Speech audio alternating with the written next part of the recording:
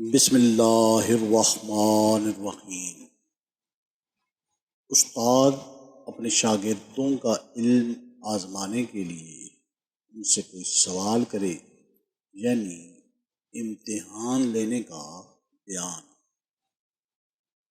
ہم سے خالد بن مخلد نے بیان کیا، کہا ہم سے سلیمان بن دال نے بیان کیا، کہا ہم سے عبداللہ بن دینار نے بیان کیا۔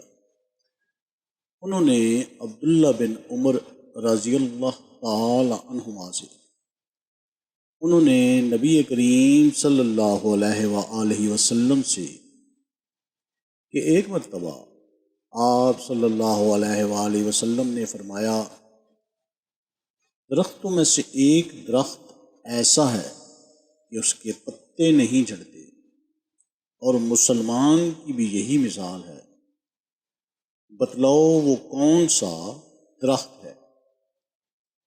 یہ سن کر لوگوں کے خیالات جنگل کے درختوں میں چلے گئے۔ عبداللہ نے کہا کہ میرے دل میں آیا کہ بتلا دوں کہ وہ کھجور کا درخت ہے، لیکن وہاں بہت سے بزرگ موجود تھے، اس لیے مجھ کو شرم آئی۔ آخر صحابہ نے عرض کیا، یا رسول اللہ صلی اللہ علیہ وآلہ وسلم، آپ ہی بیان فرما دیجیے۔ آپ صلی اللہ علیہ وآلہ وسلم نے بتلایا کہ وہ کھجور کا درخت ہے۔